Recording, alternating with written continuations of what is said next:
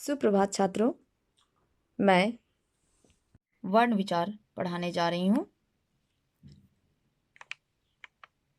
आप इसे अपनी उत्तर पुस्तिका में, व्याकरण की उत्तर पुस्तिका में इसे उतारेंगे और समझने का प्रयास करेंगे।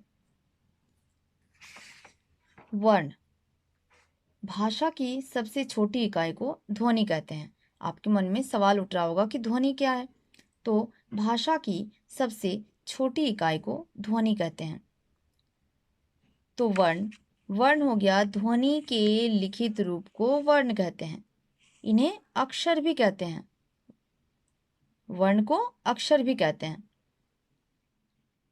ध्वनि मुख्य रूप से हमारे मुख से उच्चारित होती है और वर्ण लिखे जाते हैं। वर्ण को भी उच्चारित किया जा सकता है। वर्णों के परिवार को वर्णमाला कहते हैं और वर्णों के संयोग से शब्दों की रचना होती है। तो ये हमारे वर्ण हो गए, जैसे क, ख, ग, अ, आ इत्यादि। ये हमारे वर्ण हो गए और वर्णों के संयोग से शब्द बनते हैं। जैसे मैंने यहाँ लिखा है कुछ उदाहरण। मैंने जितना यहाँ उदाहरण दिया है, इसके अलावा भी आप अपने से वर्ण को जोड़ करके शब्द बना सकते हैं। जैसे क, म, क जोड़ म जोड़ ल, इनको हम जोड़ते हैं, संयोग करते हैं तो कमल बनता है। क जोड़ ल जोड़ म, इनको जब हम जोड़ते हैं तो कलम बन गया। उसी तरह आ जोड़ ज जोड़ ग जोड़ र बन गया अजगर। आ जोड़ ग आग, घ जोड़ र घर। इसके अलावा भी आप अपने से कई उदाहरण दे सकते हैं, कई वर्णों को जोड़ करके शब्द बना सकते हैं। तो ये आप जान गए कि किस तरह से शब्द बनते हैं। वर्ण को या फिर अक्षर को जब हम जोड़ते हैं तो हमारा शब्द बन गया। आगे हम पढ़ेंगे वर्णों के भेद। तो वर्ण के दो भेद होते हैं, स्वर वर्ण और व्यंजन वर्ण। स्वर वर्ण, स्वर उन वर्णों को कहते हैं जिनका उच्चारण स्वतंत्रता से होता है। स्वतंत्रता अर्थात इसमें किसी भी प्रकार की या फिर अन्य व्यंजनों की या किसी की सहायता लेने की आवश्यकता नहीं पड़ती है। जैसे यहाँ पर मैंने लिखा है कि स्वर उन वर्णों को कहते हैं जिनका उच्चारण स्वतंत्रता से होता है और जो व्यंजनों के उच्चारण में सहायक होते हैं। ये जो स्वर मैंने लिखा है, स्वर वर्ण के कुछ उदाहरण। यहाँ पर स्वर वर्ण का जब उच्चारण करते हैं तो किसी भी व्यंजन या फिर अन्य क्या की सहायता नहीं ली जाती है, लेकिन यही स्वर व्यंजनों के उच्चारण में सहायक होते हैं। इसलिए कहा गया है कि स्वर अपने आप में स्वतंत्र होते हैं। स्वतंत्र अर्थात यहाँ पर स्वर के उच्चारण में किसी की भी सहायता की आवश्यकता नहीं होती है। और जब व्यंजन का उच्चारण करते हैं तो यही स्वर जो है उसके उच्चारण में मदद करते हैं। तो इसलिए कहा गया है जिनका उच्चारण स्वतंत्रता से होता है। स्वर की संख्या है 11। मैंने यहाँ लिख दिया है, आप भी अपनी उत्तर पुस्तिका में उतारेंगे। स्वर के भेद, आगे हम पढ़ेंगे स्वर के भेद। स्वर के 3 भेद हैं, ह्रस्व स्वर, दीर्घ स्वर और प्लुत स्वर। सबसे पहले समझेंगे हम कि ह्रस्व स्वर क्या है। जिन स्वरों के उच्चारण में सबसे कम समय लगता है उन्हें ह्रस्व स्वर कहते हैं। जिन स्वरों के उच्चारण में सबसे कम समय लगता है, ह्रस्व मतलब छोटा भी होता है, कम भी होता है, तो सबसे कम समय लगता है उसे ह्रस्व कहते हैं। जैसे अ, ई, उ, री, इनका जब हम उच्चारण करते हैं तो समय नहीं लगता है, बिल्कुल कम समय लगता है। आगे दीर्घ। ह्रस्व को हम समझेंगे जब मैं दीर्घ को समझाऊंगी आपको। आप दीर्घ के बारे में समझेंगे तो ह्रस्व भी समझ में आएगा और दीर्घ और ह्रस्व में अंतर भी समझ में आएगा आपको। तो दीर्घ, जिन स्वरों के उच्चारण में ह्रस्व स्वरों के उच्चारण से 2 गुना समय लगता है, अर्थात इसके उच्चारण से भी ज़्यादा समय जब इसमें लगता है तो उसे हम कहेंगे दीर्घ स्वर। जिन स्वरों के उच्चारण में ह्रस्व स्वरों के उच्चारण से 2 गुना समय लगता है उन्हें दीर्घ स्वर कहते हैं। जैसे अ, ई, उ, ए, ऐ, ओ, औ। यहाँ पर हम देख रहे हैं कि यहाँ पर हमने कहा अ, तो यहाँ हो गया आ। यहाँ पर ह्रस्व था ई, यहाँ हो गया ई।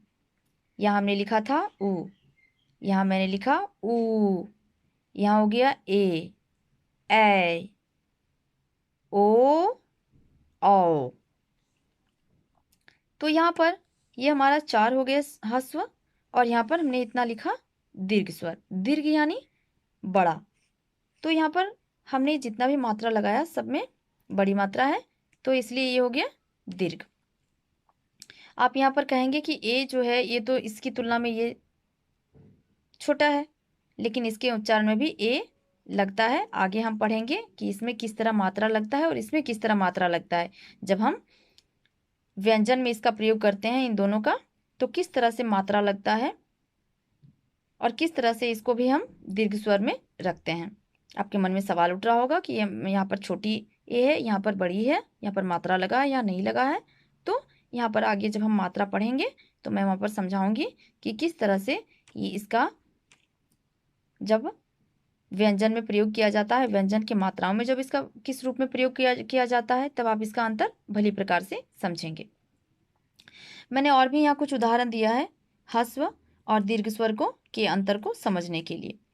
जैसे मैंने अभी यहाँ ऊपर में आपको समझाया कि अ, ई, उ, री, और यहाँ समझाया आ, ई, उ, ए, ऐ, ओ, औ। उसी प्रकार यहाँ पर हम देखेंगे कि किस तरह ह्रस्व है।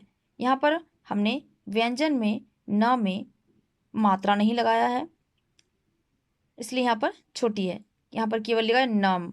जब हम न का उच्चारण करते हैं तो अ आता है, और जब ना का उच्चारण करते हैं तो आ आता है, इसलिए यहाँ पर दीर्घ हो गया। तो ह्रस्व हो गया नम और दीर्घ हो गया हमारा नाम, दम। जब द का उच्चारण करते हैं तो आ आता है, हमारा यहाँ आ आता है, लेकिन दा का उच्चारण करते हैं तो आ आता है, अर्थात दीर्घ आता है। तो हमने यहाँ पर ह्रस्व में लिखा दम, दीर्घ में लिखा दाम। ह्रस्व में लिखा कल, दीर्घ में लिखा काल। ह्रस्व में हो गया कम, दीर्घ में काम। उसी प्रकार मैंने यहाँ लिखा ह्रस्व स्वर। ह्रस्व में हो गया दिन, दीर्घ में हो गया दीन। ये मैंने आपको ऊपर में यहाँ पर बताया था कि आगे हम जब मात्रा पढ़ेंगे कि किस प्रकार व्यंजन का प्रयोग करने के समय किस प्रकार स्वर को मात्रा के रूप में लिखते हैं, हम आगे पढ़ेंगे। तो ये छोटी मात्रा हो गई, अर्थात दिन। और यहाँ पर हो गया दीन, यहाँ पर हो गया किल, यहाँ हो गया कीला, यहाँ हो गया बलि, दीर्घ में हो गया बली। ह्रस्व में हो गया कुल, दीर्घ में हो गया कुल। उसी प्रकार यहाँ पर हमने अंतर को समझा।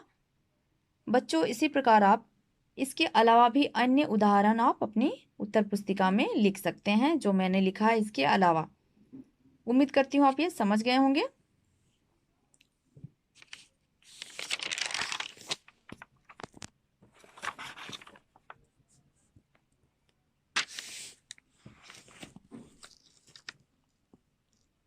आगे मैं आपको यहाँ पढ़ाऊंगी प्लुत स्वर। जिन स्वरों का उच्चारण करने में ह्रस्व स्वर से लगभग 3 गुना समय लगता है उन्हें प्लुत स्वर कहते हैं। हमने अभी पीछे पढ़ा कि ह्रस्व स्वर, दीर्घ स्वर और प्लुत स्वर अभी हमने पढ़ा। तो हमने अभी देखा कि ह्रस्व स्वर में कम समय लगता है, दीर्घ स्वर में 2 गुना समय लगता है, और प्लुत में 3 गुना समय लगता है। मैंने यहाँ उदाहरण दिया है, जैसे ओ, मैंने यहाँ ओम नहीं कहा, मैंने कहा ओम। तो ओम का जब हम उच्चारण करते हैं यहाँ, तो हमारा यहाँ 3 गुना समय लगता है। जब हमने कहा रम तो कम समय लगा, जब कहा राम तब 2 गुना समय लगा, जब हमने कहा राम तब यहाँ 3 गुना समय लग जाता है। तो इसे हम क्या कहेंगे? प्लूत कहेंगे। हम लोग इसको राम ऐसे तो नहीं लिखते हैं, लेकिन उच्चारण की दृष्टि में देखेंगे, जब हम उच्चारण करते हैं इसका, जब किसी को हम बुलाते हैं, संबोधित करते हैं किसी को, तब 3 गुना समय लगता है। जैसे हम बुलाते हैं माँ, माँ, माँ ऐसे करके आवाज देंगे या फिर संबोधित करेंगे हम, तब भी हमारा प्लुत स्वर कहलाएगा, तब भी हमारा 3 गुना समय लगता है। इसके अलावा भी आप कई उदाहरण दे सकते हैं। आगे हम पढ़ेंगे व्यंजन। व्यंजन ऐसे वर्ण जिनका उच्चारण स्वरों की सहायता से होता है। अभी मैंने बताया था कि जब स्वर का उच्चारण करते हैं तो किसी सहायता की आवश्यकता नहीं होती है, लेकिन जब व्यंजन का उच्चारण करते हैं तो स्वर वर्णों की सहायता लेनी पड़ती है, या फिर स्वतः ही स्वर वर्ण की सहायता मिल जाती है। तो ऐसे वर्ण जिनका उच्चारण स्वरों की सहायता से होता है व्यंजन कहलाते हैं। जैसे क, ख, ग इत्यादि। इसके अलावा जितने भी व्यंजन हैं, सब में यहाँ पर हमारा स्वर की मात्रा लग रही है। स्वर हमने पिछले आगे मैंने अभी बताया था स्वर। तो इसमें हम देख रहे हैं इसे क का उच्चारण कर रहे हैं तो उसमें अ लग रहा है, ख का उच्चारण कर रहे हैं तब भी हमारा अ लग रहा है, ग का उच्चारण करेंगे तो भी अ लगेगा। यानी कि हमारा यहाँ पर व्यंजन का उच्चारण करने के समय स्वर लग रहा है।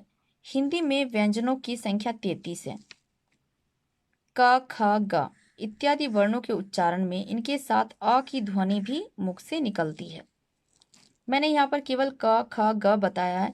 इसके अलावा अगर हम लिखेंगे खा, मा, पा, तब भी हमारा यहाँ पर उच्चारण में स्वर वर्ण लगता है। जैसे का उच्चारण किया तो उसमें लग गया आ। हमने यहाँ क का उच्चारण किया तो लगा अ, ख का उच्चारण किया तो लगा अ, ग का उच्चारण किया तो लगा अ। लेकिन हम जब का उच्चारण करेंगे, खा का उच्चारण करेंगे, गा का उच्चारण करेंगे तो उसमें आ लगेगा। उसी प्रकार जितने भी व्यंजन हैं उसका अलग अलग मात्राओं के रूप में सब में स्वर छिपा रहता है। यहाँ पर मैंने लिखा है, हल का प्रयोग किया है मैंने, यहाँ पर क में हल लगाया है, हलंत। तो यहाँ पर जब हम का जोड़ अ करते हैं, तो जब हम यहाँ जोड़ लगाते हैं, जब हम स्वर को बाहर निकालते हैं तो ये आधा क हो जाता है, अर्थात हल लग जाता है तो ये आधा हो गया। ख में अ को अर्थात स्वर को जब हमने बाहर निकाल दिया तो यहाँ पर ख जो है आधा हो गया, अर्थात यहाँ पर हमने हलंत लगा दिया। जब हम ग का प्रयोग करते हैं, ग जोड़ अ हमारा यहाँ बाहर निकल गया, अर्थात इसमें ग में हल लग गया, अर्थात यहाँ पर ग में अब स्वर नहीं है। हलंत लगने का मतलब है कि हमारा यहाँ पर ग में स्वर नहीं है। तो क, ख, ग या फिर किसी भी व्यंजन में जब हलंत लगाते हैं, हल लगाते हैं, तो उसमें हमें समझना चाहिए कि उसमें स्वर की मात्रा जो निकल गई है, स्वर की जो मात्रा है वो निकल गई है। तो अ को अलग कर देने पर व्यंजन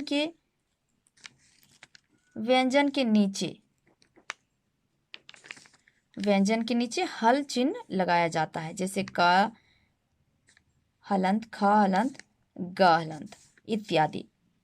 तो यहाँ पर मैंने आपको समझाया कि क, ख, ग, यहाँ पर मैंने हलंत लगाया है। हलंत लगाने का मतलब ये कि यह आधा हो गया, इसके अंदर अब कोई स्वर नहीं है। और हम पूरा क लिखेंगे, ऐसे पूरा क, ख, ग लिखेंगे, यानी कि इसके अंदर अभी अ छिपा हुआ है। और जब हम यहाँ अ लगा देते हैं, हलंत लगा देते हैं, तो समझ लीजिए कि यहाँ पर अ की मात्रा जो है निकल गई है। तो बच्चों, आज की कक्षा में बस इतना ही। आगे मैं व्यंजन के प्रकार पढ़ाऊंगी और आप इसको अपनी उत्तर पुस्तिका में उतारेंगे।